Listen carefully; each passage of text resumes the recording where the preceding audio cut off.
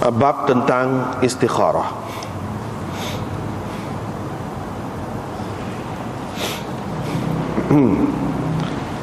Imam Abu Dawud dengan sanadnya meriwayatkan daripada Jabir bin Abdullah, katanya Rasulullah sallallahu alaihi wasallam mengajar kami beristikharah seperti mana beliau mengajar kami sesuatu surah daripada Al-Quran. Yaqulu lana, baginda bersabda kepada kami, apabila seseorang daripada kamu mahu melakukan sesuatu perkara penting, ataupun apabila seseorang daripada kamu menghadapi sesuatu perkara besar, falyarka' raka'atain, maka hendaklah dia bersembahyang 2 rakaat, min ghairil fariḍah, bukan sebagai sembahyang fardu, yakni dengan tidak niat fardu. Waliyaqul, dan hendaklah dia mengucapkan, Allahumma inni astakhiruka bi'ilmik, ya Allah, aku beristikharah kepadamu kerana ilmumu, yakni ilmumu yang maha luas. Wa astaqdiruka biqudratik, dan aku minta kekuasaan, kemampuan untuk menghadapi perkara ini dengan kudratmu. Wa as'aluka min fadlikal azim, dan aku memohon kepadamu limpah kurniamu yang besar. Fa innaka taqdir wala aqdir, sesungguhnya engkau berkuasa, aku tidak. Engkau mengetahui, aku tidak. Engkau adalah maha mengetahui tentang perkara-perkara ghaib. Ya Allah, jika engkau memang tahu, sesungguhnya perkara ini, dia hendaklah menyebutkan betul-betul apa yang dikehendakinya.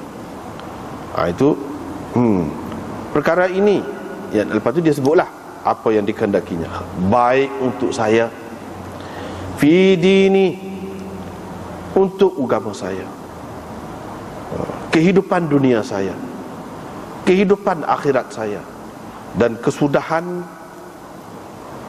urusan saya.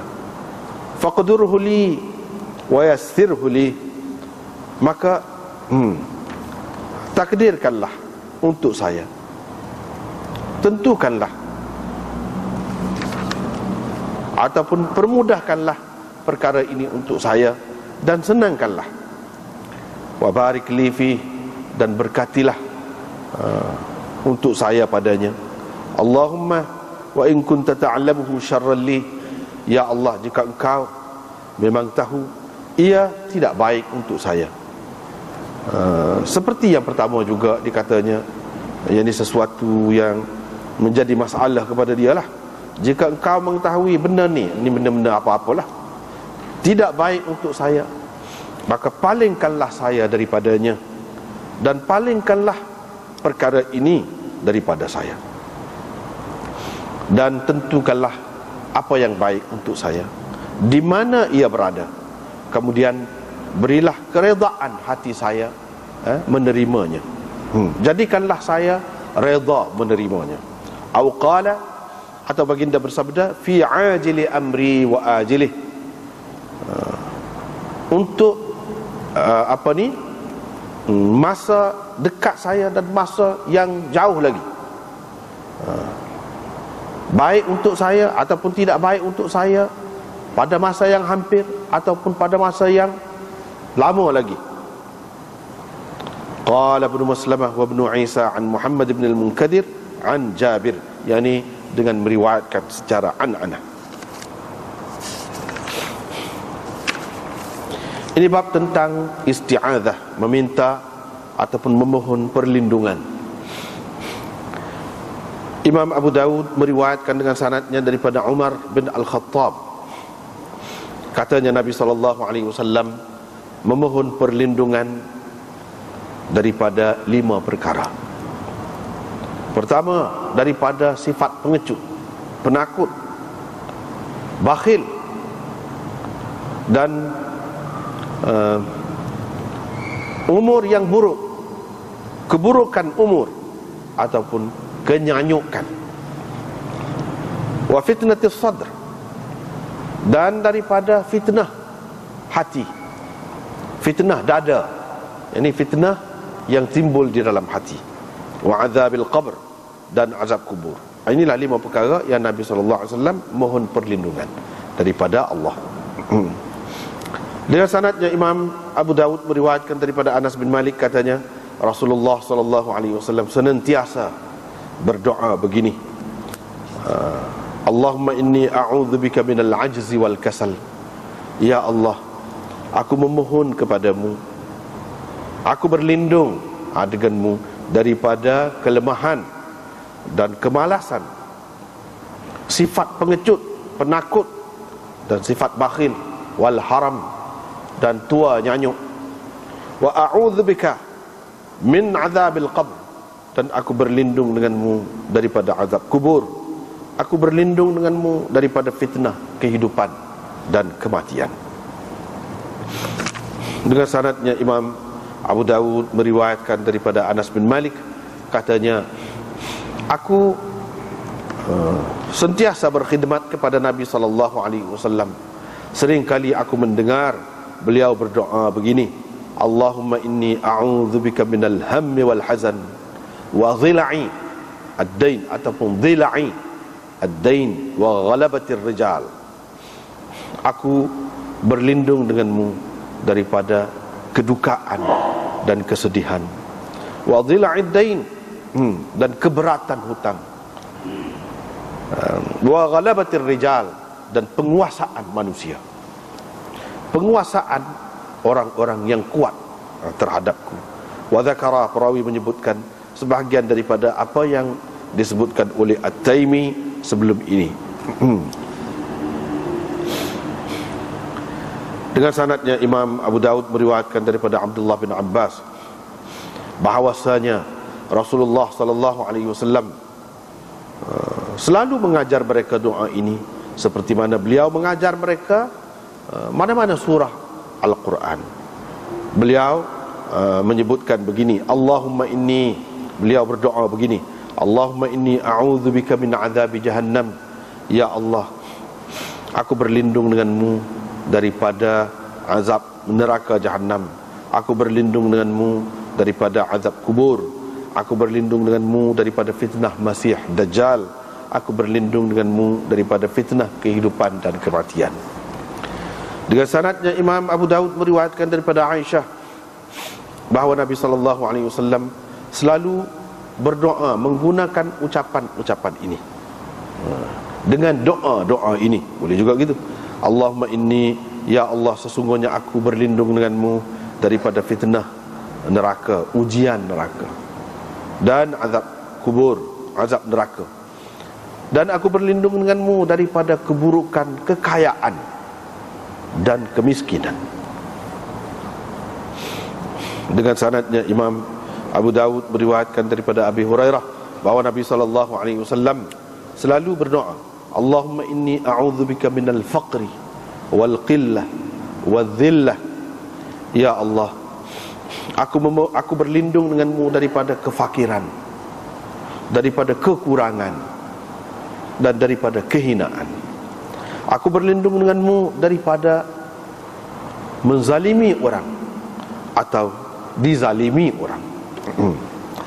Dengan sanadnya Imam Abu Dawud meriwayatkan daripada Ibn Umar, katanya antara doa Rasulullah SAW ialah, ya Allah, aku berlindung denganmu daripada hilangnya nikmatmu,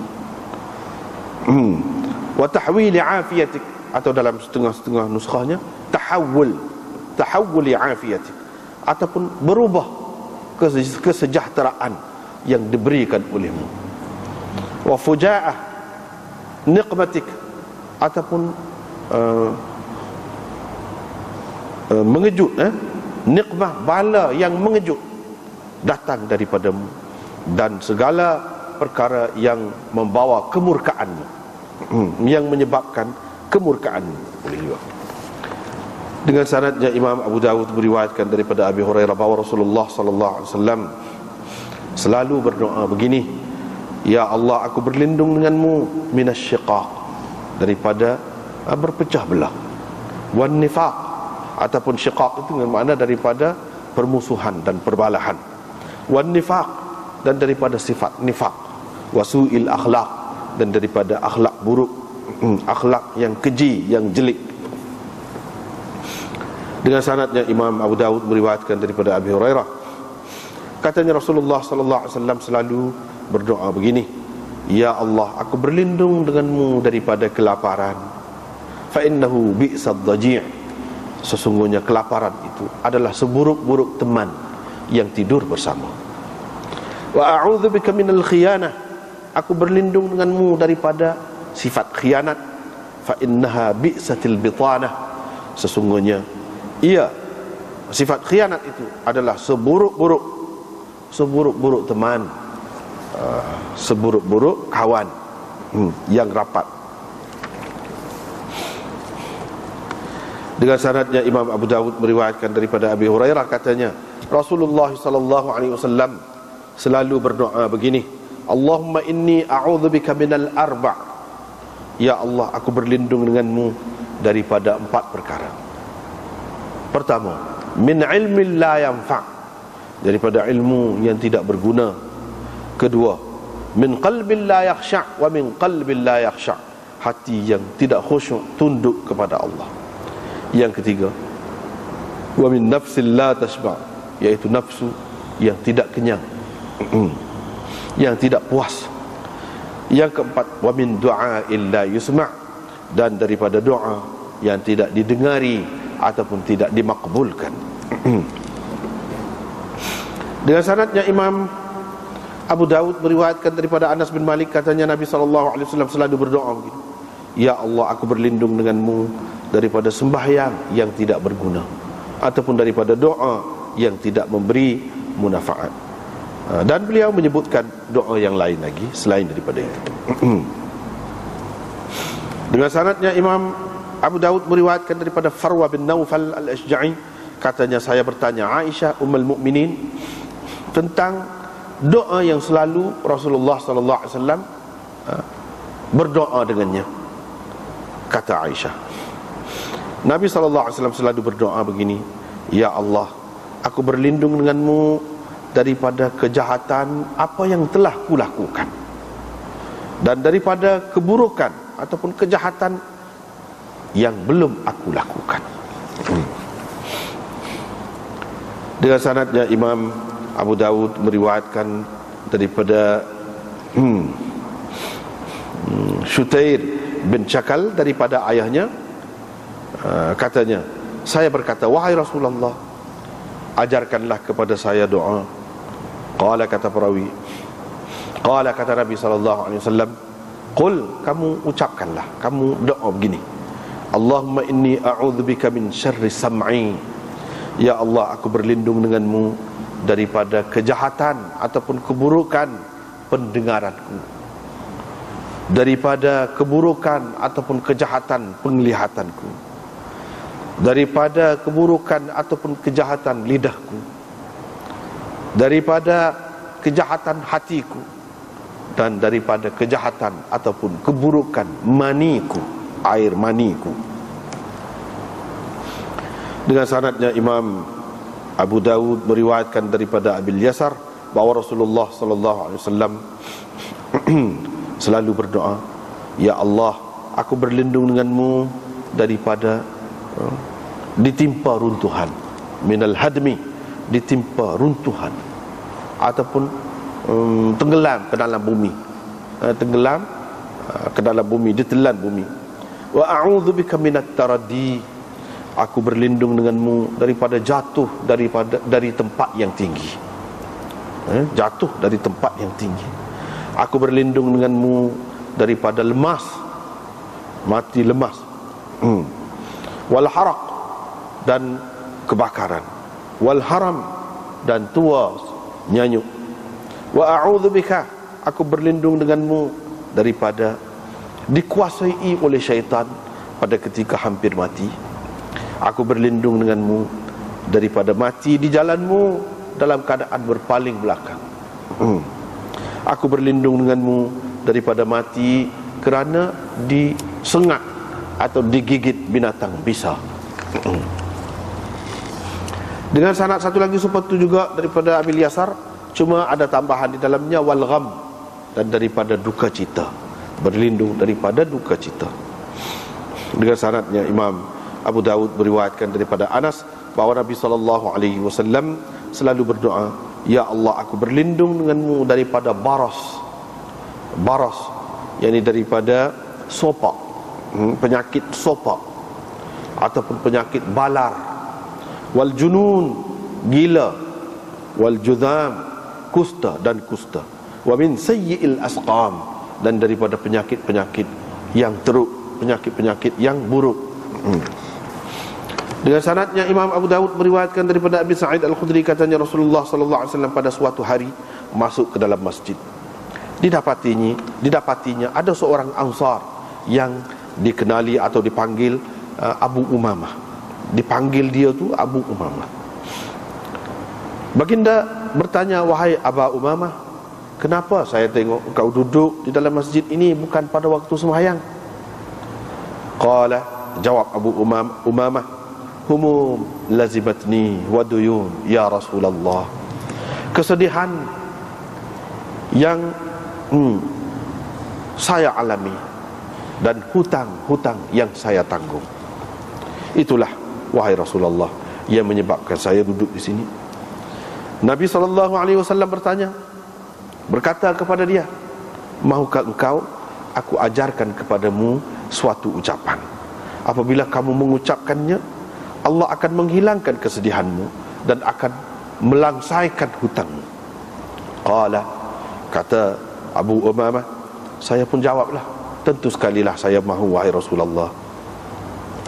Qala, perawi berkata, Nabi SAW bersabda, qul, kamu baca ataupun ucapkan di waktu pagi dan di waktu petang begini, Allahumma inni a'udzubika minal hammi wal hazan, wa a'udzubika minal ajzi wal kasal, wa a'udzubika minal jubni wal bukhl, dan seterusnya. Ya Allah, aku berlindung denganmu daripada kesedihan dan kedukaan. Aku berlindung denganmu daripada kelesuan, kelemahan dan kemalasan. Aku berlindung denganmu daripada sifat penakut dan sifat bakhil. Aku berlindung denganmu daripada dikuasai hutang dan dikuasai orang. Qala fa fa'altu dhalik. Abu Umamah menceritakan, saya pun melakukan, saya pun buat apa yang Nabi SAW suruh itu. Maka Allah menghilangkan kesedihan saya dan menunaikan, melangsaikan hutang saya. Itulah dua bab saja, tapi bab yang kedua tu hadisnya banyak juga. Kita balik semula tengok bab fil istikharah. Hadis istikharah. Istikharah artinya minta Allah Subhanahu Wa Taala tunjukkan kepada kita apa yang baik untuk kita dan apa yang tidak baik. Tunjuk kepada kita. Itu makna istikharah. Minta Allah tunjuk khair, pilihan, khiyarah, ataupun daripada khair. Istikharah tu apa yang baik. Kalau kita kata daripada khair, mana apa yang baik, tunjukkan. Kalau kita kata khiyarah, tunjukkan pilihan antara dua yang kita nak pilih, hak mana satu. Boleh jadi istikharah tu daripada dua perkataan tadilah.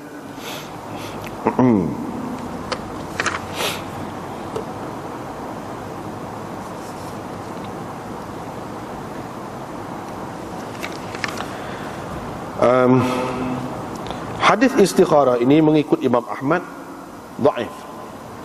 Dhaif. Kerana adanya perawi itu Abdurrahman bin Abil Mawal. Cuba kita tengok dalam syarah ni. Abdurrahman bin Abil Mawali namanya Zaid. Iaitu Abdurrahman bin Zaid bin Abil Mawali, Abu Muhammad Maula Ali Ali. Imam Tirmizi dan Nasa'i mengatakan dia ni orang yang thiqah. Demikian juga kata Ad-Dawri, diambilnya daripada Ibnu Ma'in, dan Ajurri daripada Abi Dawud. Ibnu Hibban kata dia ni perawi yang thiqah, tapi ada melakukan kesilapan juga dalam meriwayatkan hadis. Abu Talib berkata dia ambil daripada Imam Ahmad, yang ni kata-kata Imam Ahmad, dia ada meriwayatkan hadis munkar. Hadis munkar ini isyarat kepada dhaif dia lah, daripada Ibn al-Munkadir. Inilah daripada Muhammad bin al-Munkadir. Daripada Jabir tentang istikharah, tidak ada sesiapa pun yang meriwayatkannya daripadanya. Ibnu Adi berkata, Abdul Rahman ada lagi meriwayatkan hadis selain daripada hak ni, dia ni mustaqimul hadis, orang yang betul percakapannya. Ini lafaz ta'dil yang rendah, rendah. Walladhi unkir alaihi hadithul istikharah, antara yang dibantah riwayat dia itu ialah hadis istikharah. Hadis istikharah ini telah diriwayatkan oleh bukan seorang dari kalangan sahabat, seperti yang diriwayatkan oleh Ibnu Abil Mawali ini. Ada tersebut daripada riwayat Abi Ayyub dan Abi Sa'id, Abu Hurairah, Ibnu Mas'ud dan lain-lain lagi. Tetapi dalam hadis mereka tidak ada menyebutkan sembahyang itu, kecuali di dalam hadis Abi Ayyub. Tetapi dalam riwayat itu tidak disebutkan sembahyang itu 2 rakaat. Begitu juga tidak ada sebut min ghairil faridah, itu tak ada sebut dalam riwayat Abu Ayyub. Itulah lebih kurang. Tetapi kalau kita perhati kepada keseluruhan hadis istikharah ni, keseluruhannya adalah hak lemah sikit banyak, tapi hak sahih pun banyak juga. Hak sahih pun banyak juga. Dengan sebab itulah Ibnu Hajar Al-Makki dalam Fatwa Hadithiyah, dia kata tak boleh dihiraukan tad'if Imam Ahmad. Walaupun Imam Ahmad ni imam besar, tapi tak sepakah hak dia lah. Tak sepakah hak dia. Sebab banyak lagi riwayat-riwayat yang lain yang sahih, yang kuat, kita boleh pakai hadis tentang istikharah ni. Ibnu al-Arabi berkata, ini dalam hasyiah bawah tu, Ibnu al-Arabi berkata hadis maya hajat dhaif, kata dia. Tapi hadis istikharah fa hadithun sahihun muttafaqun alaih. Dalam Bukhari, dalam Muslim pun ada banyak. Tapi hadis sembahyang hajat yang jelas sebagai sembahyang hajat itu dhaif. Tapi kalau kita sebut hadis itban ajak Nabi sallallahu alaihi wasallam pergi sembahyang rumah dia, itu tidak terang. Tidak terang. Kalau kita nak pakai itu sebagai sembahyang hajat pun tidak terang. Hak terang maksudnya sebagai sembahyang hajat, misalnya yang tersebut di dalam Tirmizi dan lain-lain lagi, itu dhaif. Tapi sebab kita maklumlah hak dhaif pun kita boleh amal, kita boleh pakai. Apalagi kalau kita mengambil kira riwayat Bukhari itu, itban yang ajak Nabi pergi sembahyang rumah dia, Nabi sallallahu alaihi wasallam pun tanya dia lah, mana nak sembahyang, minta aku sembahyang. Dia kata sini. Dia pun tunggu di belakang Nabi. Kalau kita kira hak tu sebagai hadis tentang sembahyang hajat, maka sahih. Hak tu sahih, tapi tidak terang. Hak sahih, hak terang tak ada. Hak sahih tidak terang ada. Begitu. Sebab itulah riwayat-riwayat ni ada yang sahih lagi sarih. Hak tu tak ada tentang sembahyang hajat. Sahih lagi sarih, terang, jelas. Hak adanya sahih tidak sarih. Itu ada. Ataupun kalau sarih terang tapi tidak sahih, dhaif. Itu ada. Itu. Itulah sembahyang istikharah dan sembahyang hajat. Sembahyang istikharah ni dari segi kedudukannya dalam hadis lebih kuat lagi berbanding sembahyang hajat. Itulah bezanya.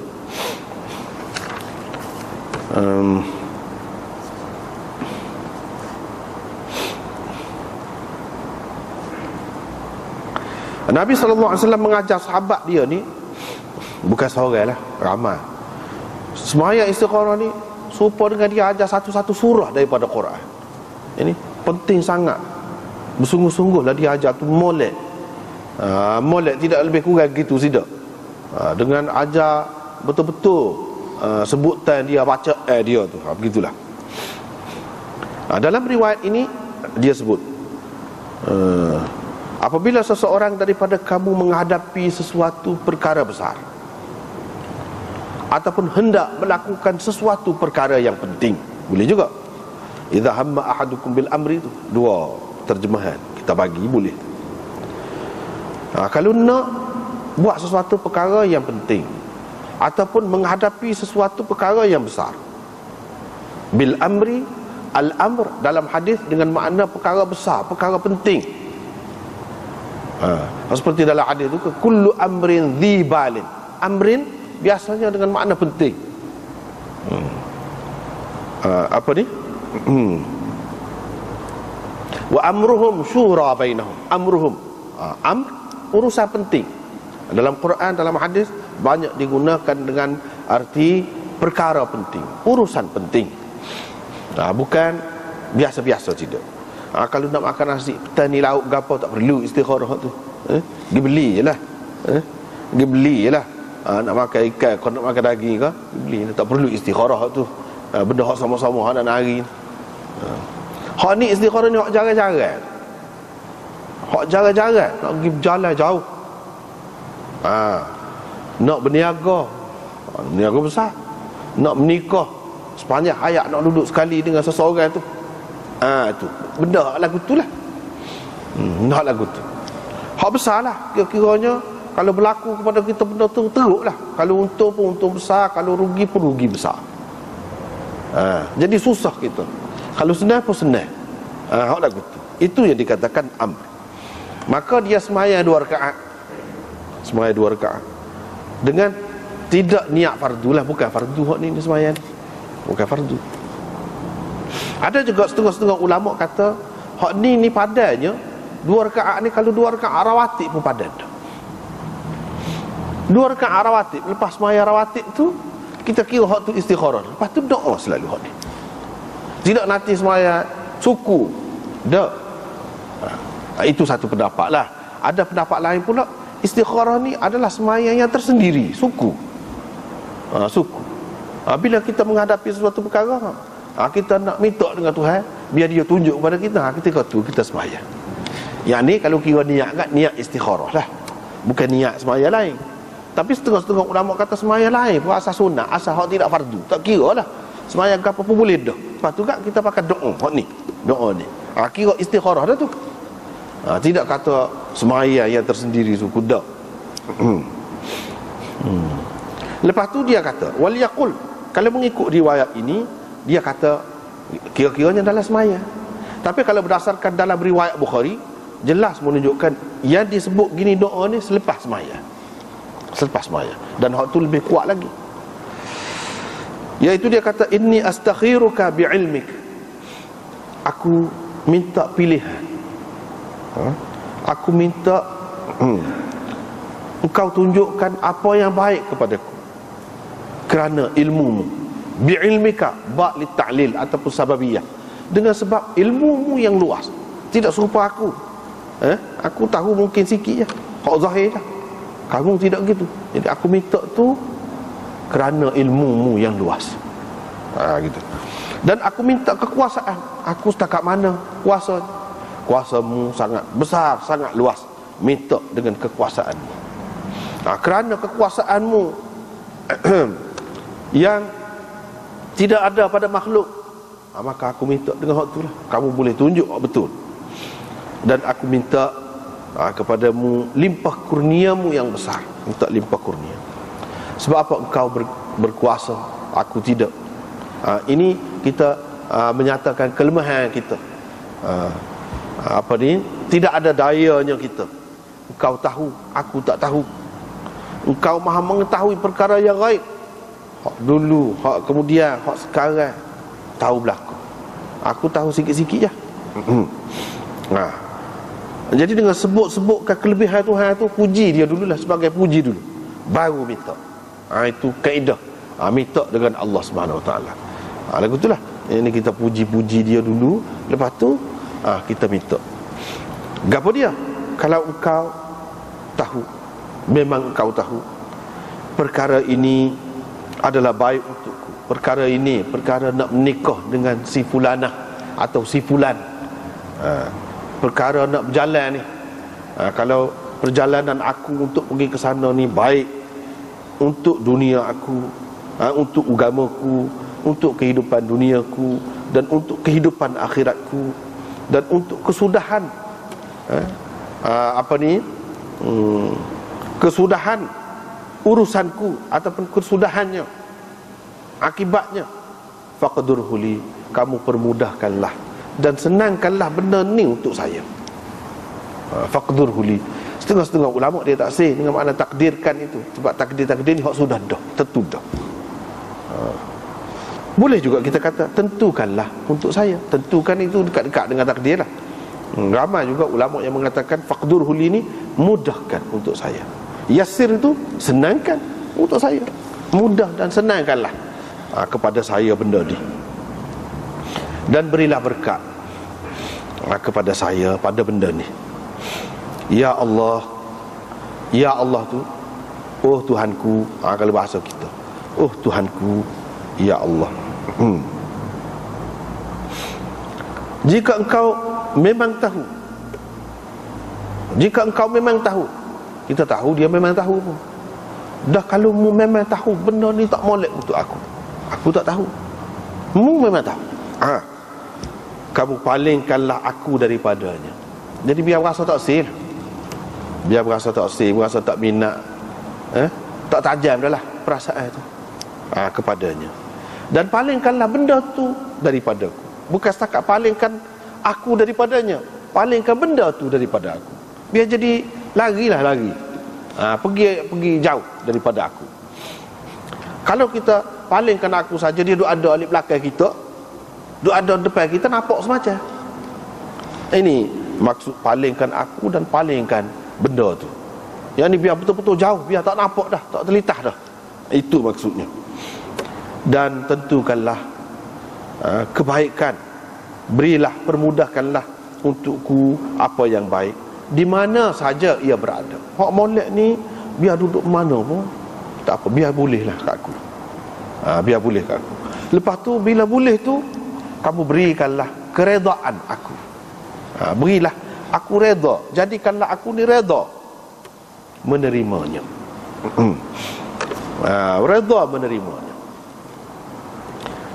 Ataupun beliau bersabda fi ajili amri wa ajili, untuk masa dekat, masa akan datang yang dekat itu ajili amri, untuk jangka pendek, wa ajili, dan masa jangka panjang, untuk jangka pendek dan untuk jangka panjang, semua nak baik. Tak sih hak tak baik. Hak tak baik ni ada kalanya baik mula-mula tapi tak baik. Yang ni kalau dari segi jangka panjang, ataupun setelah lama, setelah sekian lama. Hak baik pun begitu, hak tak baik pun begitu. Ada kalanya tak baik dulu, lepas tu dia baik kemudian. Hak tu yang nak suruh minta dengan Allah SWT tu, biar dia tunjuk hak molek, lepas tu kita reda. Bila senang hati tu kita buat. Bila buat tu ada tak molek ke apa, kita reda. Kita boleh menghadapinya dengan tenang.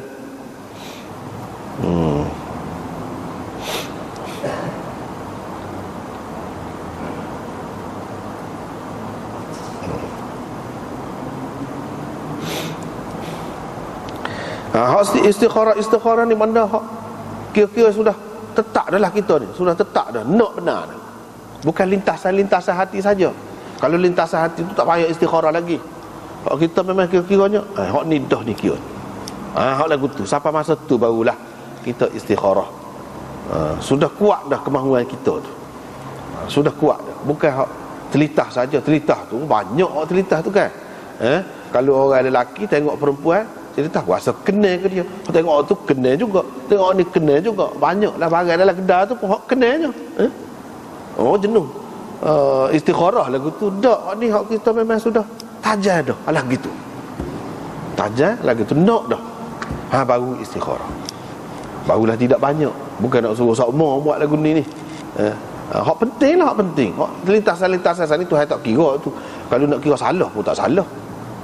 Tak salah. Sama ada lelaki kau perempuan, hak telitah gitu, telitah kena, itu tak kira. Tak kira salah. Tapi kalau hak kukuh dalam hati, itu kalau hak kesalahan pun kira dah tu. Mengikut setengah ulamanya, kira dah. Dengan sebab tu yang dikira di sini untuk istikharah ni pun hak sudah kejap dah. Sudah kuat dah di dalam hati. Tapi kita nak kepastian ataupun minta tolong dengan Allah SWT biar dia tunjuk kepada kita. Boleh jadi hak kita berasa kemah dah ni sebenarnya tidak molek untuk kita. Boleh jadi tidak molek tu dalam masa yang dekat ataupun dalam masa yang jauh. Tak sih lah hak tak molek. Kalau molek pun lagu tu juga boleh jadi molek kemudian, mula-mula tak molek. Boleh kira kalau lagu tu hak naknya molek belaka lah. Sepanjang-panjangnya molek. Mula-mula pun molek, pertengahan pun molek, ujung pun molek. Senang belaka, menyenangkan belaka. Hak tu hak naknya. Banyak kan? Ini akibati amri ni, penghujung urusan saya itu banyak kan. Ada kalanya kita mula kita kenal sangat, lepas tu jadi benci. Itu kesudahan lah tu. Aku sudah yang tak molek lah, jadi benci tak boleh tengok. Ada juga kecek tak sedap, mula sedap sangat. Hak tak selesa tu lagu tu. Hak tu yang nak minta dengan Tuhan ni. Dia tahu baik, biarlah nampak baik sama. Hak tu hak nak. Tapi bila kita istikharah, Tuhan tunjuklah kita berasa sedap kot ni. Bila kita terima, adalah kesukaran, kesusahan kita begini, kena sabar, kena redha. Kita kena anggap satu hari nanti Tuhan akan bagi hak molek dia tu tidak segera, tapi hak jauh tu, jangka panjang dia tu molek. Dengan harapan gitu. Dengan harapan begitu. Setengah-setengah ulama mengatakan istikharah ni sebenarnya nak ajar kita supaya timbul sifat redha di dalam hati kita. Itu sebenarnya. Sebab apa? Kita tidak boleh kata, boleh jadi seseorang itu dia istikharah sampai mati tak ada molek. Sampai mati dia menghadapi hak tidak molek. Lepas tu mana hak molek tu Tuhan tunjuk? Molek ke tu untuk dia tu? Hak dia nak molek ni, molek dalam dunia lah. Kita tak sedangkan tak dapat hak molek sampai mati. Lagu mana? Kita kena redha bahawa ini akidah ni. Nak terak akidah. Redha kepada Allah ni lagu mana? Iaitu kita kena redha, mudah-mudahan Allah SWT tunjuk kepada kita tu molek tidak dunia. Segala-galanya tidak selesai di dunia, di akhirat nanti. Baik untuk kita. Baik untuk kita tu di akhirat nanti. Itu ajilihi, jangka panjang. Ataupun kita kena ingat, kita sudah tanya Allah SWT, ni dia bui kita lagu ni, kita kena redha sampai mati. Bila redha, pahala tu boleh. Tidak saja juga. Tidak saja juga. Dia kena duduk situ. Jangan merunguk pula kita istikharah ada 7 kali dulu. Tiba-tiba Tuhan bui hak tak molek, pakesu. Jangan merungut lagu tu. Kalau merungut, jadi supaya hak lain-lain lah juga. Makanan, tanaman kita yang dimakan oleh binatang ke apa, merungut saja, tak boleh pahala. Kalau kita tak kata apa, ikhtiar tu ada. Ikhtiar tu ada. Misalnya kalau tanaman kita pasang, orang-orang kita kata nak suruh burung ke apa lagi, itu tak apa. Tapi kita tak kata, tak merungut, itu tanda kita redha. Tanda kita redha. Sekurang-kurangnya duduk situ, jangan merungut, baru boleh pahala. Kebaikan tu duduk mana? Duduk pada pahala dan ganjaran Allah yang kita akan dapat di akhirat nanti. Kena duduk situ, baru betul akidah. Kalau merungut tak betul, tak kena. Sebab boleh jadi, boleh jadi Tuhan nak uji kita, boleh jadi gitu. Tetapi hak kita naknya, hak Nabi SAW ajar ni, nak suruh betul-betul berlaku dalam kenyataan lah. Betul-betul berlaku dalam kenyataan. Kalau molek tu molek dalam dunia sampai ke akhirat. Tidak kurang pahala, pahala pun dapat juga, kebaikan dunia pun dapat juga. Hak tu hak naknya. Dan Allah SWT boleh nak tunjuk pada kita pun, boleh. Dengan sebab itu kita kena minta dengan dia. Sepuluh doa lain lah. Kita minta tidak semesti dapat. Tapi bila tak dapat, jangan kita merungut. Doa lah juga. Ini pun semacam doa juga. Kalau doa lagu mana? Caranya supaya kita sudah sebut dah. Kalau tak dapat dalam dunia, kita sabar, kita reda. Allah SWT tidak akan sia-siakan. Dia akan bagi kemudian hari. Kemudian tu bagi kita orang Islam, selepas mati pun ada lagi. Ataupun sebelum mati, ataupun dia bagi kepada anak cucu kita, bukan kita, cucu, anak, dia tidak bagi kepada kita, hak kita minta. Ataupun dia bagi yang lebih baik bagi kita, hak kita minta tu dia tak beri, kita tak perasan, dia bagi dah. Kita minta rezeki, dia tak beri rezeki, tidak jadi kaya, tidak jadi jutawan, tapi dia beri sihat kita. Apa kalau jutawan pun tak sihat nak ke dia? Kadang-kadang gitu. Sebab tu kena ingat, dia beri ni ada kalanya gini. Supaya juga kita menikah tak senang lah, tak senang. Susu tua cerah lagi. Jangan kita merungut. Bila kita sudah istikharah, jangan merungut. Boleh jadi Tuhan akan melahirkan anak cucu kita akan datang. Kita tak tahu. Jangan pendek kira-kira gitu. Di kalangan anak cucu kita tak tahu nak jadi lagu mana. Hikmat Tuhan. Kita bukan burung, bukan lembu, ada keturunan gitu saja sambungan untuk jadi makanan orang. Tak. Zuriat tu kita tak tahu. Seramai mana hak pandai-pandai, hak alim akan datang. Tuhan nak beri, kita tak tahu. Sebab tu kena redha. Sebab takdir Tuhan ni, ketentuan Tuhan ni bukan atas kita saja. Jangan ingat kita saja kehidupan ni. Tak ada kaitan dengan benda lain. Tak ada kaitan dengan kehidupan lain. Jangan ingat gitu.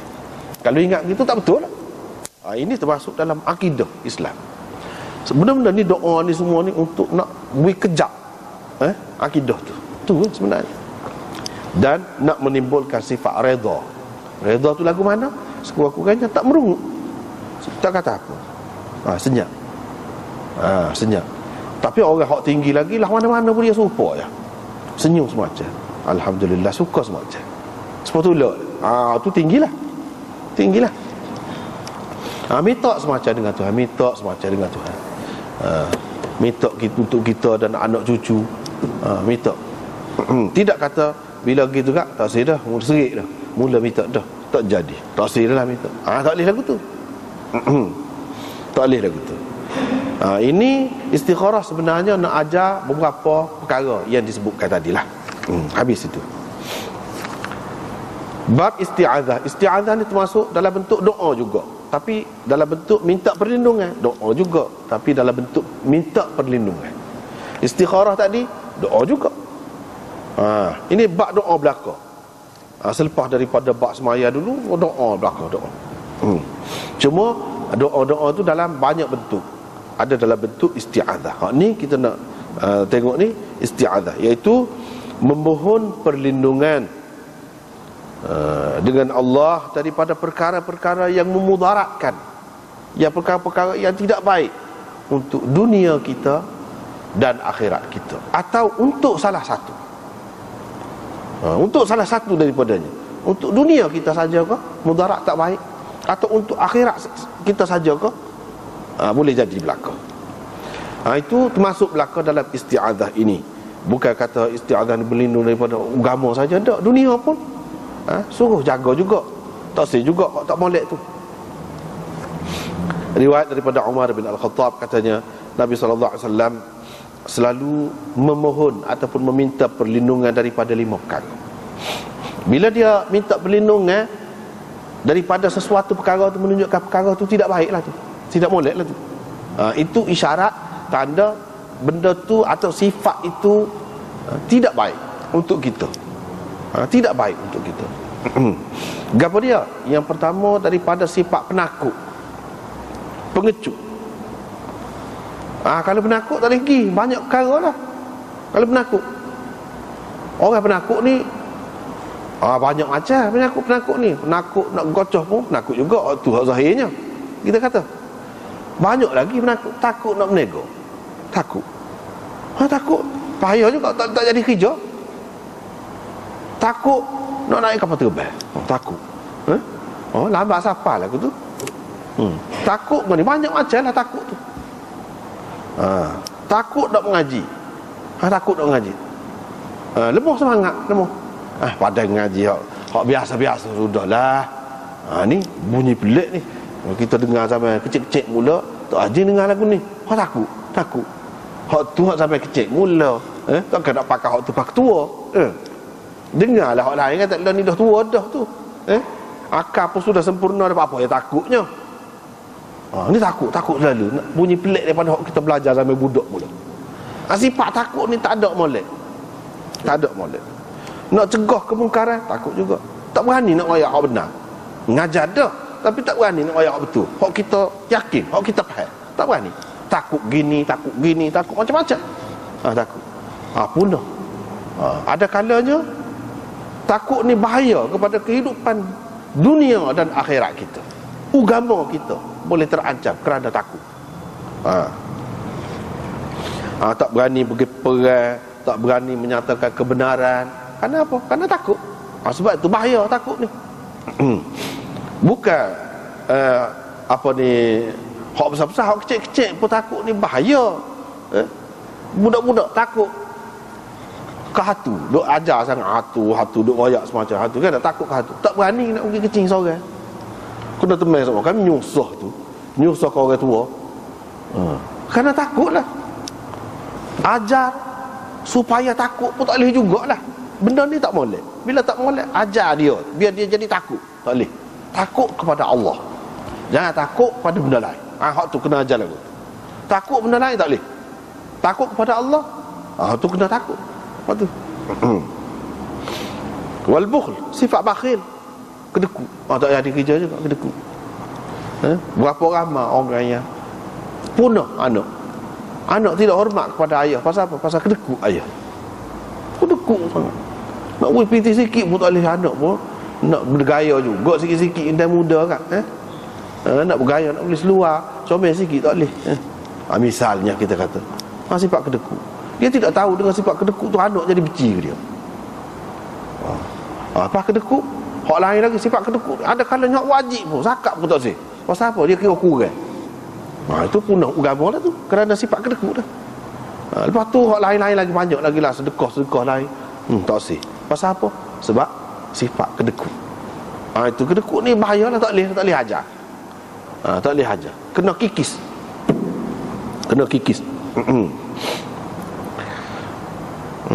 Dan su'il umur tua sangat tak apa. Umur buruk, yang ni kenyanyukan.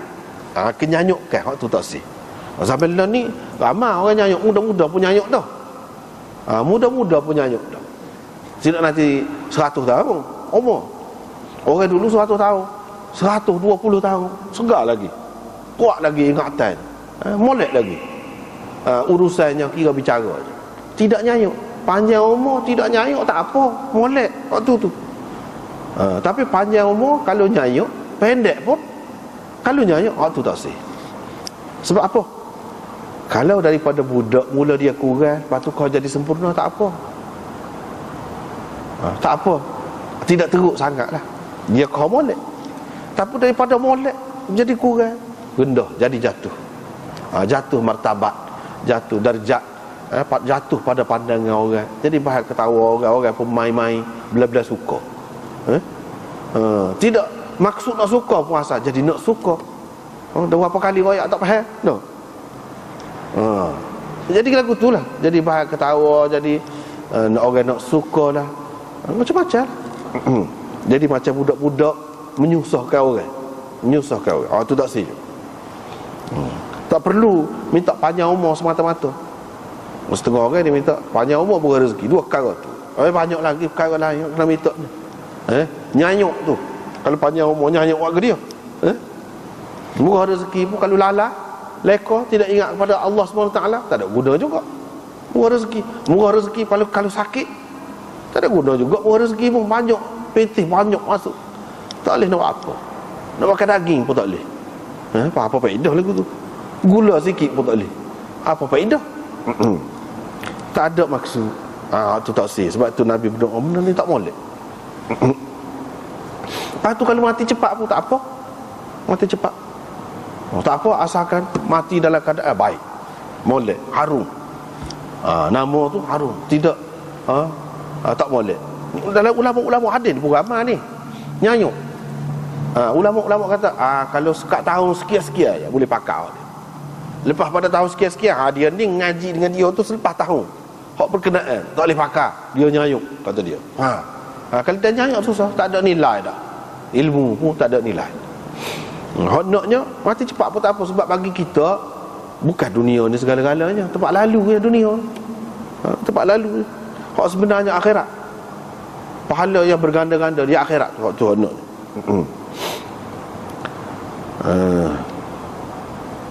Dan fitnah sadr, fitnah dada, hati. Lagu mana? Dalam hati tu timbul benda-benda hak tak molek, fikir, telitah benda-benda hak tak molek. Kerah hati, itu fitnah hati lah. Deki kat orang, cemburu tak tahu pasal lebih-lebih ni pula. Akidah yang tak betul, Tuhan uji. Mari dalam kita, mari kita ni menganut ajaran hak tak betul. Boleh berlaku hati belaka tu. Telitah benda-benda yang bukan-bukan. Telitah akhlak yang buruk, itu fitnah hati belaka tu. Nak minta berlindung juga daripada itu. Dan azab kubur. Azab kubur minta berlindung juga. Sebab apa? Minta berlindung bukan hak dalam dunia ni saja. Lepas mati ni ada lagi benda lain. Ada lagi. Hak tu pun minta berlindung juga. Sebab kita orang Islam tidak dunia ni saja.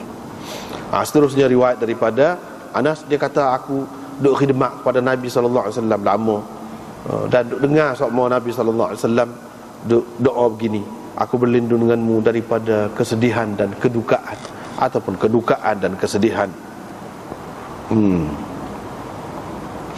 Setengah-setengah ulama kata ham itu kalau hak sedih hak semasa, hazan itu ataupun huzn itu hak sedih hak dulu, hak lepas-lepas.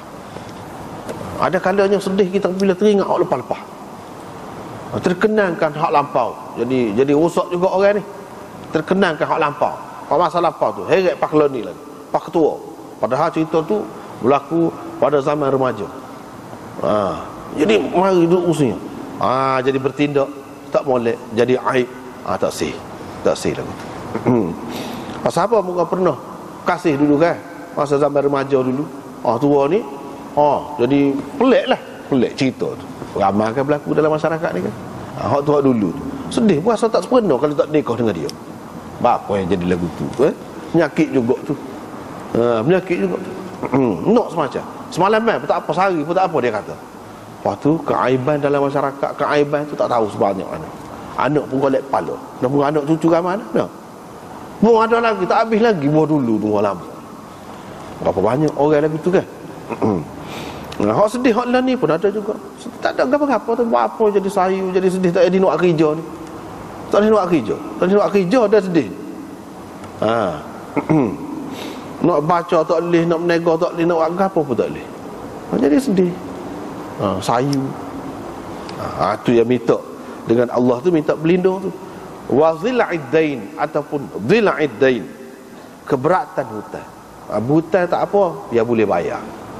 Kalau tidak kat macam-macam lah kerana orang yang berhutang ni kan, macam-macam. Lah ni tidak berapa nyata sebab berhutang dengan bank, tapi itu pun berat juga, berat juga. Dah kena rapah harta benda ke apa, tak ada rumah tangga ke apa, tidak ke berat. Itu dhil'id dain. Minta berlindung daripada berat hutang. Kalau ada hutang pun biar boleh bayar, biar bayar. Tidaklah pula mari mendesak, apalagi kalau macam ni kan, alung lagi teruk lagi tu kebutan berlaku lah tu, kebutan berlaku. Siapa jadi dibuat orang kita ni seperti binatang diikat dengan rantai gapo tu semua tu kehutan lah tu berlaku tu.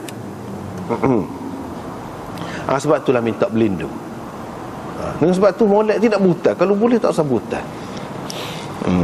Tapi kalau tak dapat tidak kena berhutang, tak apa, tapi kena ingat semua lah, minta ni. Jangan beri jadi berat lagu tu. Jangan beri jadi akhir orang isytihar bankrupt kita. Habis.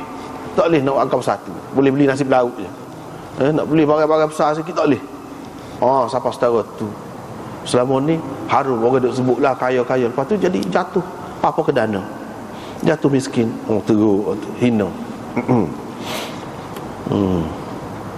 Wa ghalabatir rijal, dan orang menguasai kita. Satu, idafat masdar kepada fa'il, idafah masdar kepada maf'ul pun boleh. Kalau idafah masdar kepada maf'ul, kita menguasai orang. Tak sih lagu tu, kita kontrol orang, kita bully orang, kita buat kenak kat orang. Sementara kalau kita ada kuasa, minta berlindung dengan Allah daripada sifat hak lagu tu. Kita buat nyaya kat orang, tak sih juga. Ataupun orang buat nyaya kita, tak sih juga. Termasuklah dijajah. Tak ada dijajah pun lama-lama ni banyak lagi bentuk penjajahan.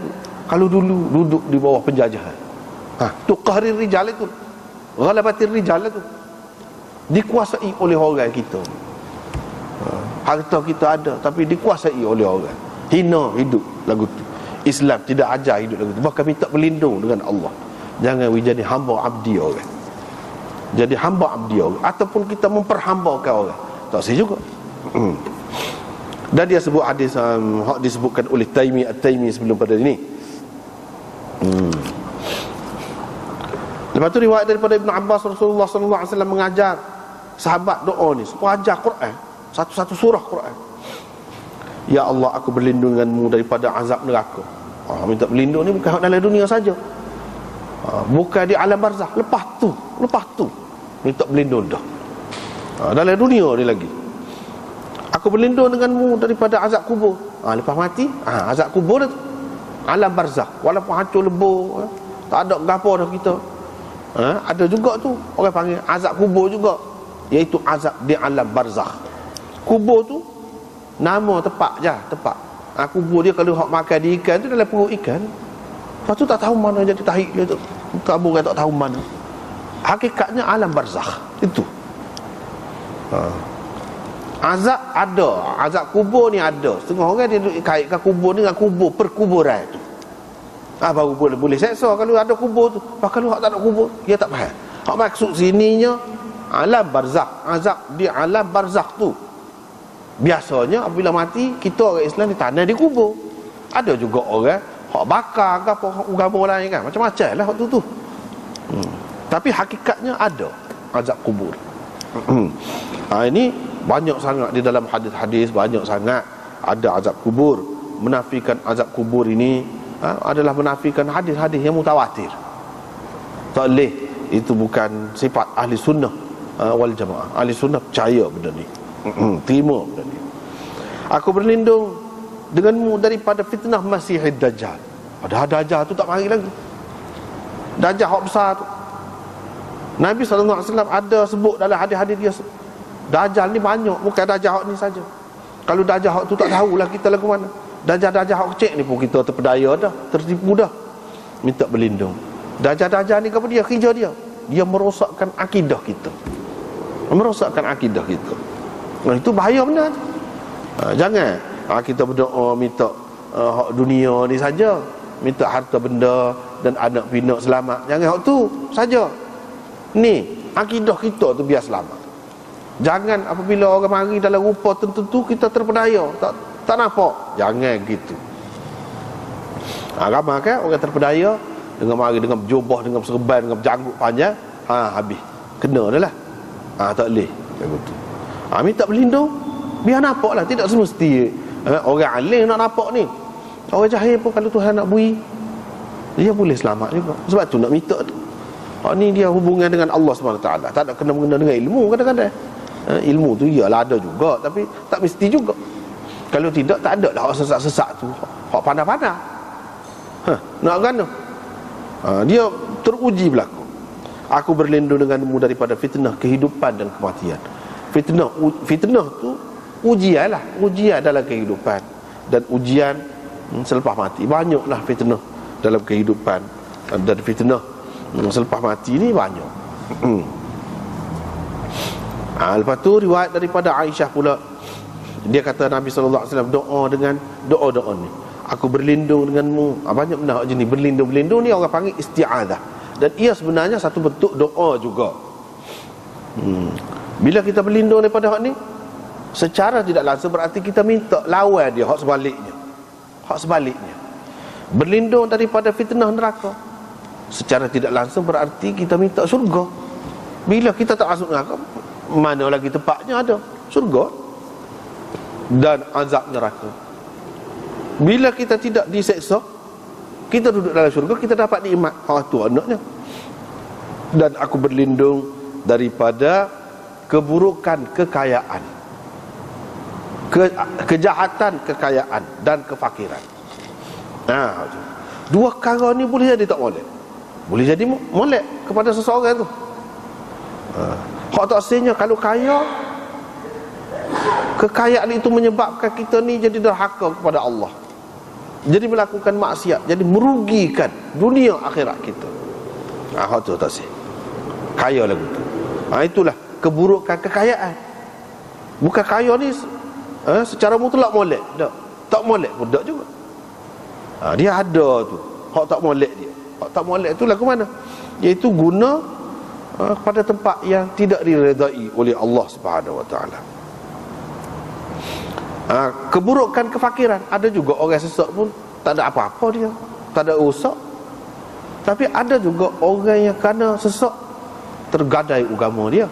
Berapa ramai ni mengikut cerita-cerita yang disebarkan dalam masyarakat kita sekarang ni kan, kerana terpedaya dengan dunia, susah orang beri piti masuk Kristian. Itu fitnah lah tu. Itu keburukan lah tu. Keburukan kefakiran ataupun kemiskinan. Tak sih kalau begitu. Hendaknya kalau sesak pun redha dengan Allah SWT. Molek tidak tergugat, akidah kita, agama kita tidak tergugat. Dan kita tengok berapa ramai orang yang sesak pun molek-molek pun. Ada gapo? Senang, bahagia hidup. Orang kaya ada juga orang senang, ada juga bercelaru lah, ucap kacik, tidak tenang, nak gapo gitu.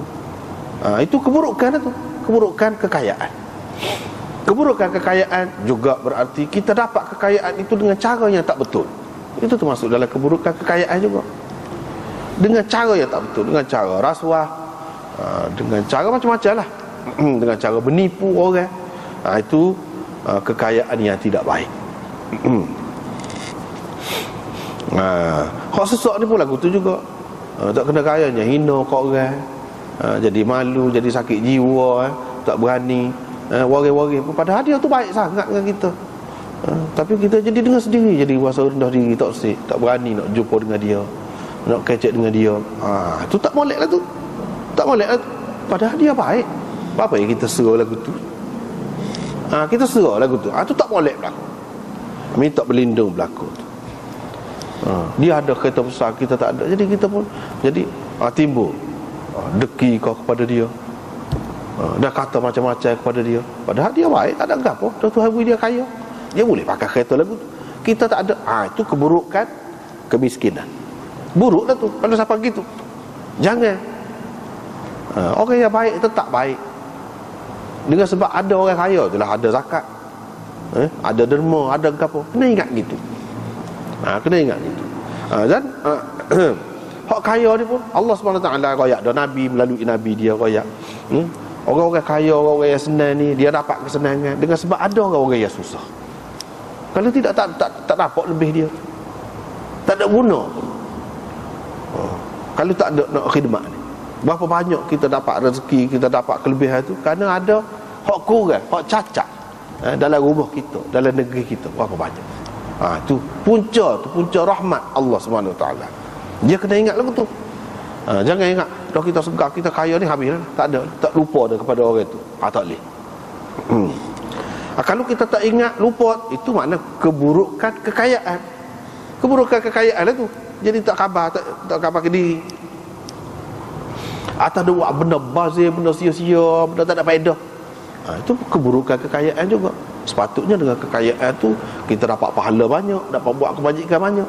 Ni dah dia buat habis pitih saja.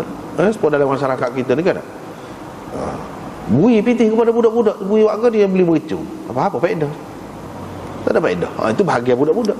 Orang tua pun senang-senang beli benda-benda tak ada faedah tu, bui ke budak-budak. Itu keburukan kekayaan orang panggil. Tak ada faedah. Buat benda lagu tu, bahkan bahaya ada. Buta mata lah, kudung tangan, jari lah, macam-macam ada berlaku. Ni keburukan kekayaan, tak guna, molek kekayaan yang Tuhan beri. Padahalnya berapa banyak ada faedahnya kalau beri. Sosok tu setengah-setengah mercung tu, berapa tu sosok tu, mah duk bakar piti kita kata. Kami dak kan tak nampak. Tak nampak sani lah. Tuhan tak boleh nampak. Budak-budak tu katalah budak orang tua tu pun tak nampak juga. Pasal apa? Tak rajin ingat doa-doa lagu ni. Tak rajin ingat, tak rajin berdoa. Lepas tu ya kita kata setengah-setengah tu doa tu iman tak tahu apa dia doa tak ada kena-mengena dengan kita. Kalau ikut Nabi ni banyaklah. Banyak. Hak perlunya. Banyaklah, luaslah. Bila hak Nabi sallallahu alaihi wasallam kata ni gak, walaupun sepatah pun luaslah maksud dia tu. Riwayat daripada Abi Hurairah bahawa Nabi sallallahu alaihi wasallam selalu berdoa, ya Allah aku berlindung denganmu daripada kefakiran. Saksi sesak. Pasal apa? Sesak ni banyak. Dalam hadis yang lain disebut kadal faqr ay yakuna kufra. Hampir-hampir kefakiran, kesesakan, sesaklah bahasa Kelantan kita. Kemiskinan ni membawa seseorang kepada kekufuran. Dekat benar. Leceh sikit boleh jadi kafir lah. Boleh jadi kafir selalu.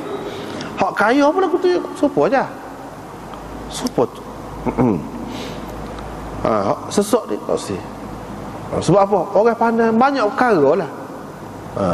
Orang kafir pun tengok ni kalau secara keseluruhan sebagai satu umat. Orang kafir tengok.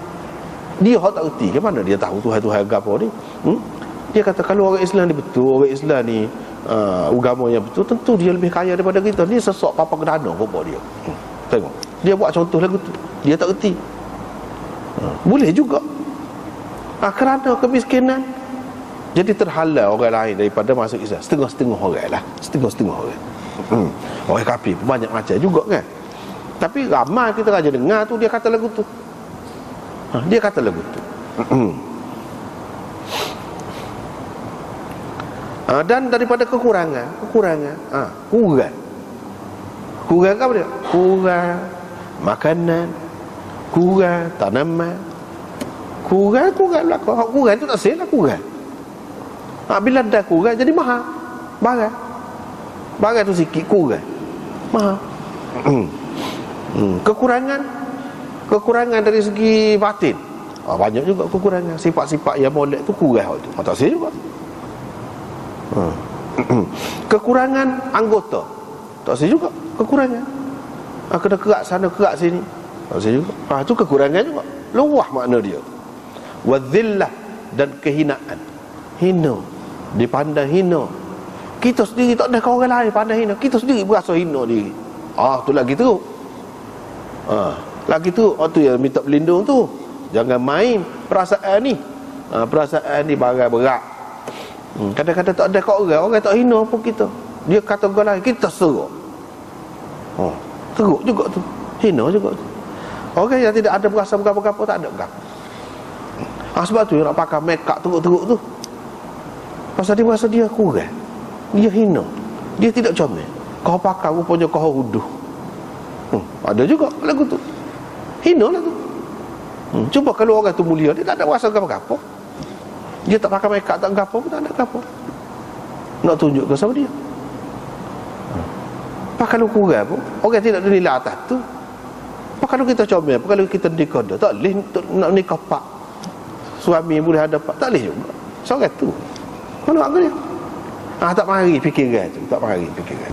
Pasal apa? Dia berasa hina saja. Sifat hina. Bergerak sifat hina. Hina. Sifat hina ni luah lah, luah. Dia berasa orang lain lebih, segala hak mari daripada barat tu lebih. Kita ni kurang belakang. Hina lah tu. Dan tidak nak mengubah pula sikap kita, perangai kita tu, tidak nak ubah. Aku berlindung denganmu daripada aku menzalimi orang. Aku buat nyayang kat orang, tak sih. Dan dizalimi atau dizalimi. Orang buat nyayang kita, tak sih juga. Nak hidup cara biasa. La tazlimun wa la tuzlamun. Dalam Quran kata, kamu tidak buat nyayang kat orang dan kamu tidak dianiayai orang. Hak tu hak nak. Itu baru cara hidup orang merdeka. Orang yang bebas betul. Dan orang yang insaf, orang yang sedar kedudukannya. Mana ketahu kita buat nyayang ni kan, buat nyayang kat orang. Banyak macam buat nyayang ni pun. Kita dianiayai orang pun tak sih belaka, tak sih belaka lah waktu tu. Kena doa sokmo. Sebab apa? Dia kata kana yaqul. Kana, kalau dalam bahasa Arab ni dia masuk pada fi'il mudhari' yaqul, menunjukkan selalu, madhi istimrari orang panggil. Sokmo. Nabi doa sokmo ni. Selalu. Pada masa yang lalu, dulu ketika dia ada dulu, dia berdoa sokmo. Kita pun nak lagu tu. Bukan jarang. Sekali ke pernah dia berdoa lagu ni, tak, bukan pernah, selalu, sokmo. Kita kata. Sebab apa? Kita tahu mana? Cuba tengok hadis-hadis ni semua. Kana yad'u, kana yaqulu, kana sokmo. Kana min du'ai. Kana sokmo ada. Itu kalau orang belajar bahasa kana yu'allimuhum. Yaqul, kana yaqul. Banyak dekat semua ni. Kana Rasulullah sallallahu alaihi wasallam yaqul. Ada berlaku. Cuba perhati hadis. Menunjukkan sokmo. Selepas semaya ke, pada masa mana-mana pun boleh. Tidak ada masa ni. Bila-bila masa. Tidak terikat dengan masa. Bila-bila masa.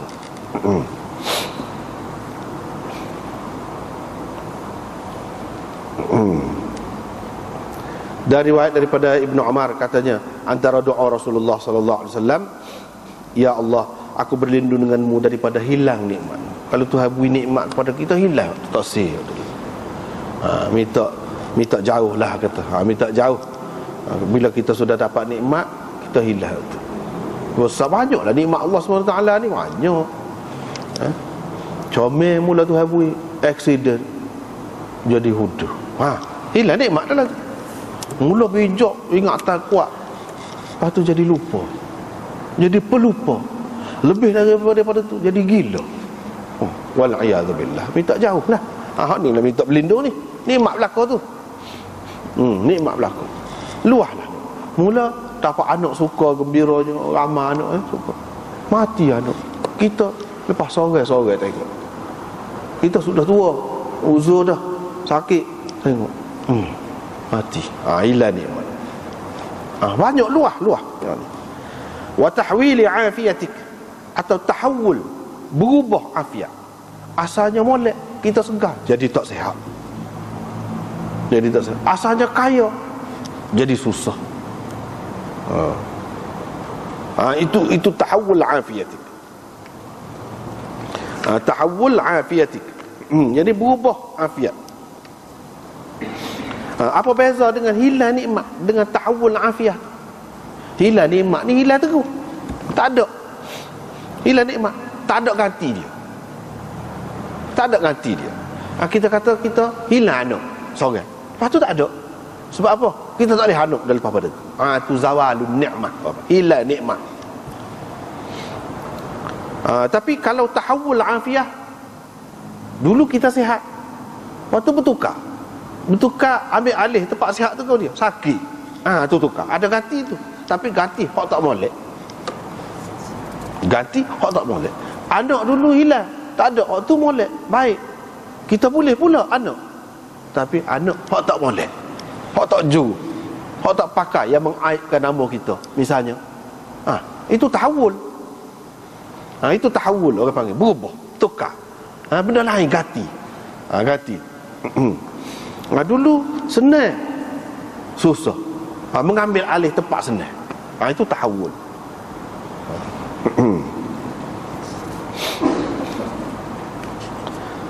Dan bala Tuhan menimpa kita secara mengejut. Tu minta berlindung juga, secara mengejut. Tiba-tiba kena. Mengejut. Mati dalam keadaan tidak bertaubat. Sebab apa? Kita berasa panjang lagi umur, lama lagi boleh segar-segar ni. Tahu-tahu mari. Dalam bentuk aksiden ke, dalam bentuk sakit ke yang mengejut mari, ataupun dalam bentuk mati ke, tak ada nak kira gapo dah. Kalau sakit hilang akal tu, tak boleh nak kira gapo dah. Naknya lagu mana? Tidak mengejut ni. Kalau sakit sikit dulu. Ada insaf, kau beringat, kau bertaubat, begitu. Sebelum mati tu kira-kiranya dengan taubat kita, dengan insaf kita tu, kira-kira bersih dah kita. Tak ada lah kita dihukum di alam barzakh, dalam kubur tak ada. bersih dah kita. Tak apa lagu tu. Tu yang tak saya terkejut tu. Sebab bila mengejut kita tak khabar, tak ingat.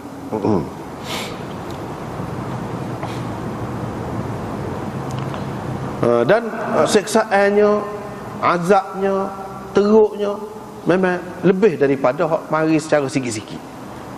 Kalau hak secara mengejut ni kita teruk, kita mengalaminya teruk. Bayangkanlah kalau hak kaya-kaya senang-senang tiba-tiba tak ada apa satu. Mengejutlah tu. Bala mari mengejutlah tu. Musibah mengejut. Tak kena nak lakah pun tak kena. Nak kecek pun tak kena, serba tak kena. Jadi bodoh serta-merta.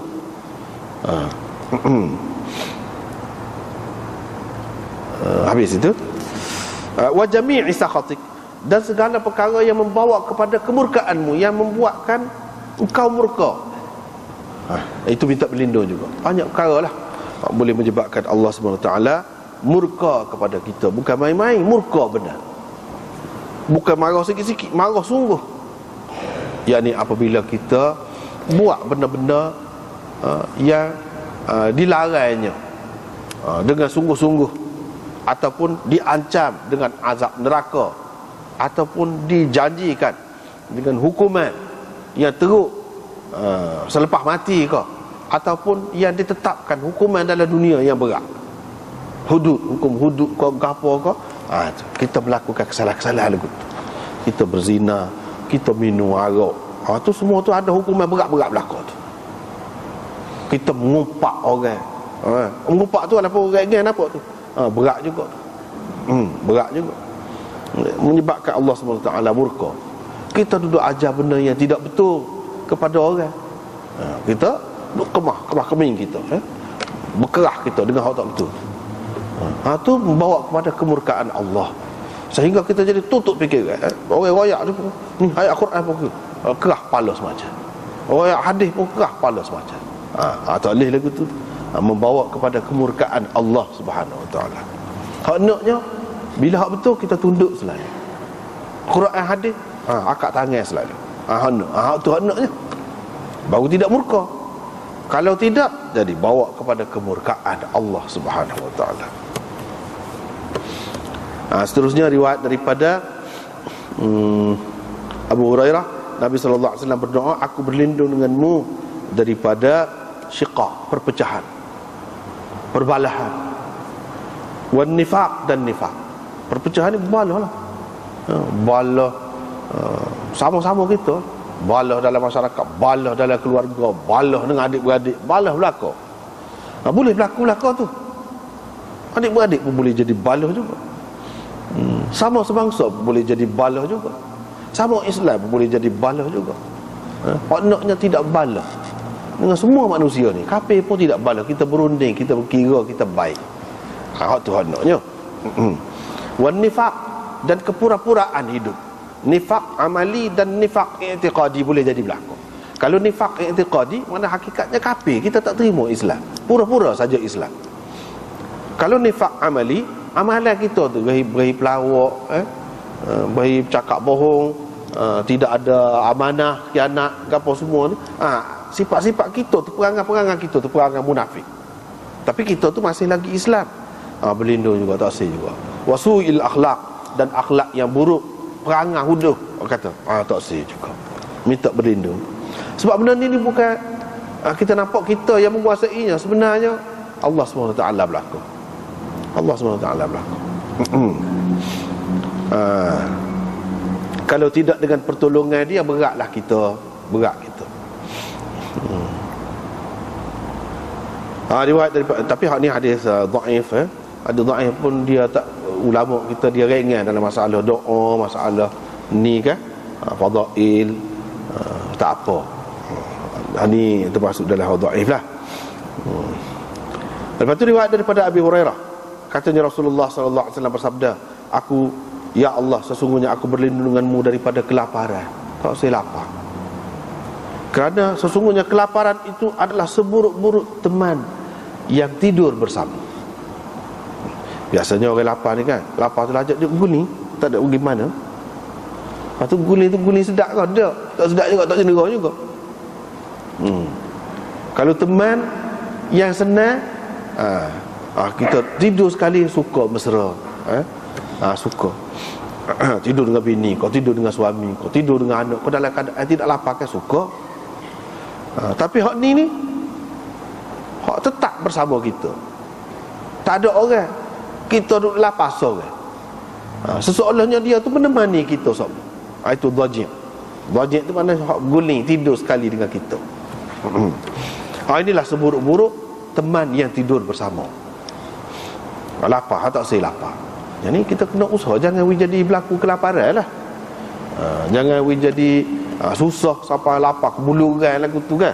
Seperti kita tengok dalam setengah-setengah negeri tu, teruklah tengok kebuluran tu, teruklah jadinya. Tinggal kulit dengan tulang saja. Kepala lutut lebih besar lagi daripada betih. Tulang sorang-sorang. Budak-budak tu tarik mata penuh, duduk jeri sedih. Cuba tengok. Kadang-kadang kita tengok dalam TV pun ada tunjuk benda-benda lagu tu. Tu susah. Tu kalau sudah jadi kelaparan tu umum, merata, meluas, teruklah. Nak pulih tu kat Allah bukan main. Susahnya. Yang ni kena jagalah ekonomi, keuangan kita. Itu maksudnya. Jangan sampai jadi teruk kelaparan. Kelaparan ni tidak dikehendaki oleh Nabi SAW. Dan kelaparan itu ujian besar terhadap manusia tu, ujian besar. Dan aku berlindung denganmu daripada khianat. Orang khianat pada kita, kau kita khianat kau orang kau. Sepatutnya kita buat gini, buat lagu lain. Itu khianat. Khianat ni pun luas juga. Khianat. Sepatutnya misalnya kita kata orang-orang politik dia jaga molek lah keamanan negeri ni. Dia rasuah, dia buat gitu-gini untuk kekayaan dia. Tu khianat lah tu orang panggil. Akhir sekali rosak, punah ranah, balah, perang. Jadi rakyat ni. Sebab apa? Sebab pemimpin yang tak betul dulu. Itu khianat. Hak mengajar tidak molek, khianat lah.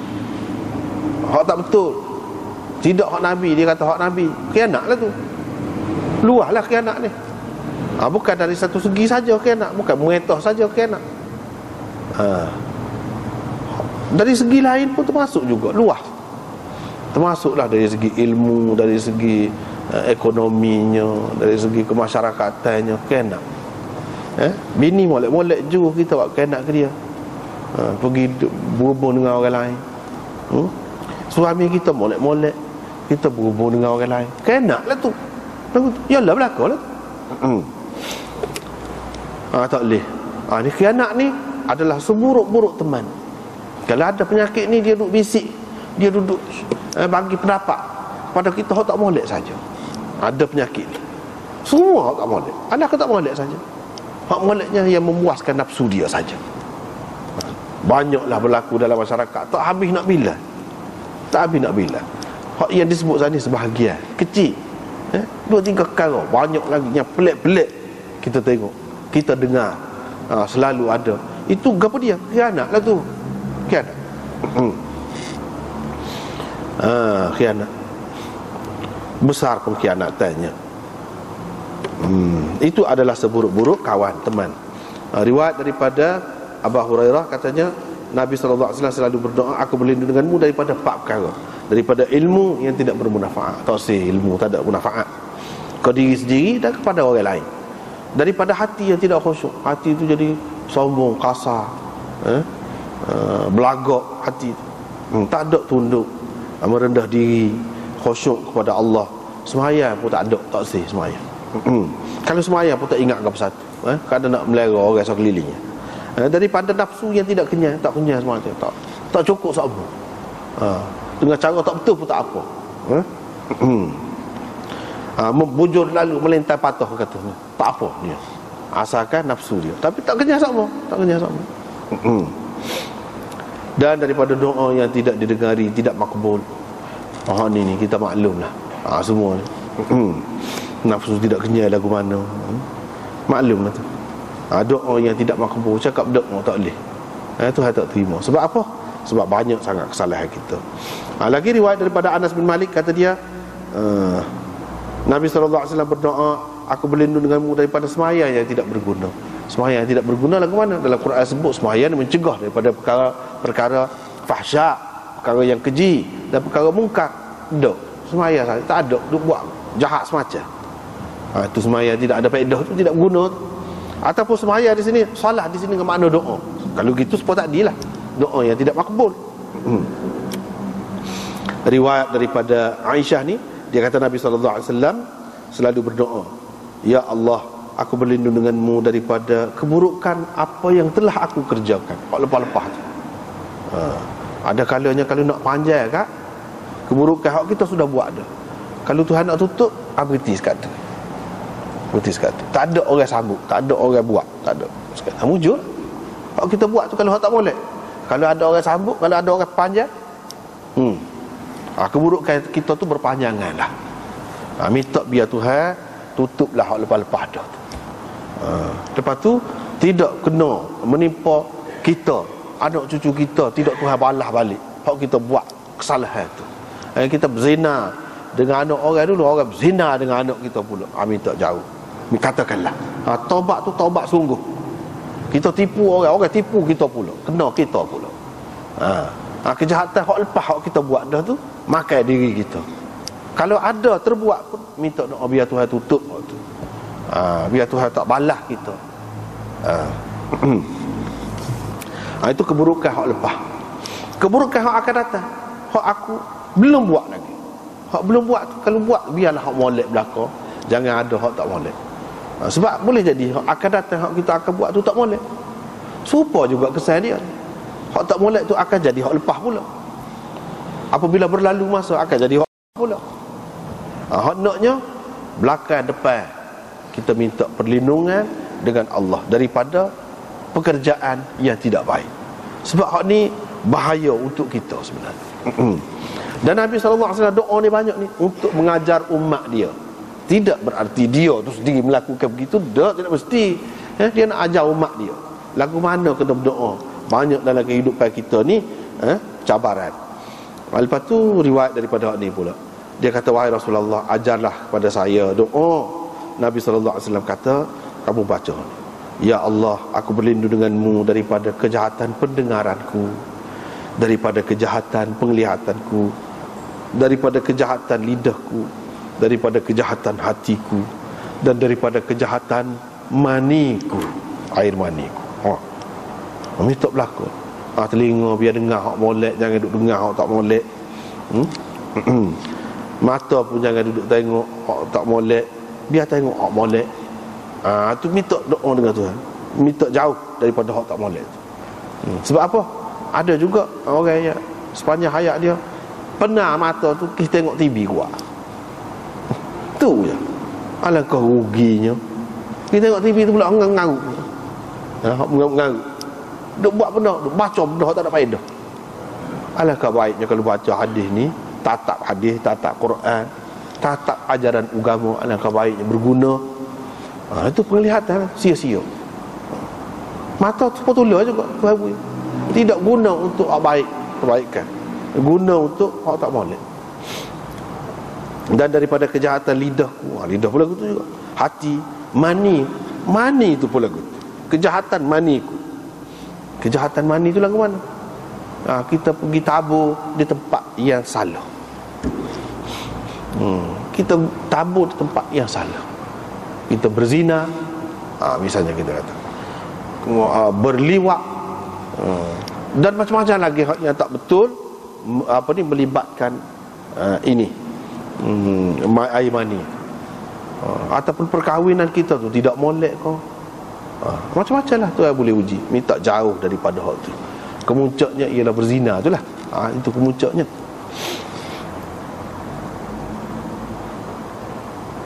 Ataupun kejahatan mani tu, yang ni kejahatan keturunan.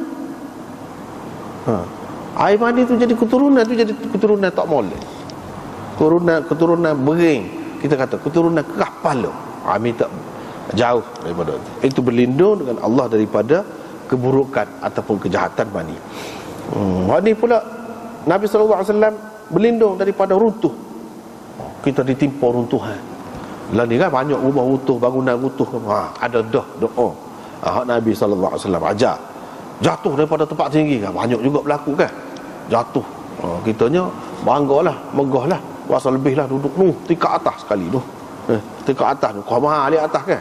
Kau tinggi kau mahal, tahu-tahu anak kita, cucu kita jatuh. Apa maknanya kalau lagu tu? Sebab tu kena ingat seumur Tuhan. Duduk tempat tinggi tu kau teruk lagi kalau kena.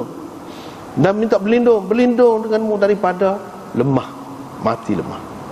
Daripada terbakar. Ni banyak berlaku ni, banyak berlaku. Dan daripada kenyanyukan. Tak sih berlaku. Aku berlindung denganmu daripada dikuasai oleh syaitan, dekat nak mati. Syaitan mari ganggu kita. Tak boleh nak ngocak kau. Kita ingat benda-benda yang bukan-bukan kau. Kita jadi tidak yakin kepada Allah kau dekat nak mati. Gangguan syaitan. Tu berat juga tu. Ni kau dekat nak mati, tak ada kena-mena dengan kehidupan ni, kita kata nak mati dah ni. Tu pun kena jaga juga. Lepas tu berlindung dengan engkau, aku berlindung dengan engkau daripada mati di jalanmu, pergi lari alik belakang. Lari, pusing belakang. Tak sih. Kalau nak mati pun mati depan. Mana dengar adab. Bukan alah kelari. Benda-benda hak molek ni kita kena, kalau mati pun mati dengan kita menuju ke arahnya, bukan dengan kita berpaling belakang kepadanya. Sebab dosa besar tu lari di medan perang tu. Kecuali ada maksudlah nak ambil langkah baru ke apa, lain lah. Kalau semata-mata lari, tak boleh. Dosa besar tu. Dalam perang, dalam perjuangan lain pun lagu tu juga. Tak boleh, kena pergi semacam. Orang tak dengar, orang kata lagu mana pun, orang kita buat macam. Jangan lari, jangan berhenti. Lari tu masuk dalam hutan kau, tapau kau, tak sejuk dengan orang apa. Tak boleh. Berilmu ni dia kena terus dengan cara dia fi sabilik, di jalan Allah juga. Hak perang tu pun yalah juga. Dan aku berlindung denganmu daripada mati kerana disengat ataupun diketik oleh binatang-binatang bisa. Tak sih belakang tu tak molek belakang tu. Sebab apa? Sedangkan hak ni kan sebahagiannya tu syahid tu, dalam hadis yang lain ada sebut mati syahid tu. Apa yang tak sih? Apa berlindung pula sini? Takut-takut kita dalam keadaan lalai. Kita dalam keadaan tidak bersedia. Tiba-tiba mati, tak ada bertaubat, tak ada gapo. Ini menunjukkan bahawa taubat, membersihkan diri dulu sebelum mati itu adalah yang terbaik. Sama ada dengan sakit tu kau bersih dosa kita, ataupun dengan kita dah bertaubat. Ini tiba-tiba enggak mati. Tak ada lah kita nak bertaubat. Lepas tu riwayat satu lagi sebut tu, cuma dia ada sebut sedih. Tu tambah sedih. Riwayat daripada Anas bahawa Nabi SAW selalu berdoa, ya Allah, aku berlindung denganmu daripada baras. Penyakit berat-berat ni, penyakit keturunan lah ni. Penyakit keturunan, penyakit berjangkit, minta berlindung belakang. Gila, tak saya juga ni, pasal keturunan juga. Dan kusta, teruklah jadi. Sampai jadi luruh ni, anggota-anggota ni, hujung-hujung anggota ni, jari-jari kapal luruh. Tak sih lagi. Dan daripada penyakit-penyakit yang teruk, penyakit-penyakit yang dahsyat, tak sih minta berlindung juga. Ada belakang. Penyakit-penyakit lain. Seterusnya akhir riwayat daripada Abi Sa'id Al-Khudri, Abu Umamah ni. Dia sedih. Nabi SAW tengok dia buat apa, duduk cokoh sini, orang lain tak ada belakang ni, bukan masa semaya, duduk sini. Abu Umamah ni boleh jadi Abu Umamah Al-Bahili, boleh jadi juga Abu Umamah Al-Harithi. Kedua-duanya adalah sahabat Nabi SAW. Dia kata, sebenarnya saya ni sedih. Lepas tu hutang, banyak hutang. Tu dia jadi sedih. Rasulullah SAW pun ajar dia. Bukan ajar kepada dia saja, kepada kita semualah. Kepada kita semua. Walaupun hadis ini dhaif pun tak apalah. Sebab kita kata dalam bab doa ni dua. Hadis dhaif pun boleh pakai. Tidak maudhu'. Bukan maudhu'. Hak dhaif tak apa lagi. Tapi hak banyak-banyak tadi yang kita baca tadi tak ada komen itu, banyak sahih lah tu ataupun hasan. Kalau dhaif pun dalam bab doa ni tak apa. Macam hak ni. Nabi SAW ajar lagi lalu. Dia pun bacalah hak tu. Pagi petang baca. Aku berlindung denganmu ya Allah, aku berlindung denganmu daripada kesedihan dan kedukaan. Aku berlindung denganmu daripada kelemahan, lesu, letih, tak berdaya. Tak berdaya, nak buat benda molek tak berdaya. Letih selalu, tak cakap selalu, mengatuk selalu. Wal kasal, malah. Malah ni penyakit besar. Penyakit besar ni. Ni penyakit hati. Malah. Dan malah tak habis yang kira-kira lah. Malah. Dan aku berlindung denganmu daripada sifat pengecut, penakut dan kebakhilan. Itu pun tadi juga.